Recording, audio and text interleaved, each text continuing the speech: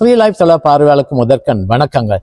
ஜெர்மனியில் அண்மை காலங்களாக ஃபாட்டர்ஷாப்ட் என்று சொல்லப்படுகின்ற தான் சட்ட ரீதியான தந்தை என்று சொல்லப்படுகின்ற பிரகடனத்தில் முறைகேடுகள் நடைபெற்று வருவதாக தெரிய வந்திருக்கின்றது. அதாவது கடந்த ஆண்டு நைஜீரியா நாட்டைச் சேர்ந்த ஒரு நபரானவர் டோர்ட்முண்டில் தான் 24 பிள்ளைகளுக்கு தந்தையார் என்று சொல்லி சில பிரகடனத்தை மேற்கொண்டதாகவும் இந்த பிரகடனம் சட்டவிரோதமான செயற்பாடு என்று பின்னர் கண்டுபிடிக்கப்பட்டதாக தெரிய வந்திருக்கின்றது. அதாவது இவ்வாறு சட்டவிரோதமான முறையில் தந்தையர் பிரகடனம் செய்வதன் மூலம் தந்தையார் எவ்வையான வதிவிட விசாவை பெற்றுக் கொள்கின்றார்களோ அந்த வதிவிட விசாவை பிள்ளைகளுக்கும் பெறக்கூடிய வாய்ப்பு உள்ளதாகவும், மேலும் பிள்ளைகளுக்கு அரசாங்கத்தினால் வழங்கப்படுகின்ற கிண்டகெல்ட் என்று சொல்லப்படுகின்ற பணத்தையும் பெறக்கூடியதாக இருந்ததாகவும் இந்த நைஜீரியா நாட்டு நபரானவர் இவ்வாறு மேற்கொண்டதன் மூலம் 1,25,000 யூரோக்களை சட்டவிரோதமான முறையில் பெற்றுக்கொண்டதாக தெரிய வந்திருக்கின்றது.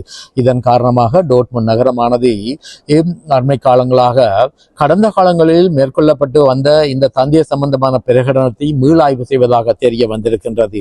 நேற்று தினம் ஜெர்மனியின் பத்திரிகையான பெல்ட் என்று சொல்லப்படுகின்ற பத்திரிகையானது 7 தந்தையர்கள் 125 பிள்ளைகளுக்கு தாங்கள் தந்தையர் என்று பிரகடனப்படுத்தியதாக ஒரு தலையங்கத்தை விட்டுள்ளது என்பது குறிப்பிடத்தக்கதாகும்.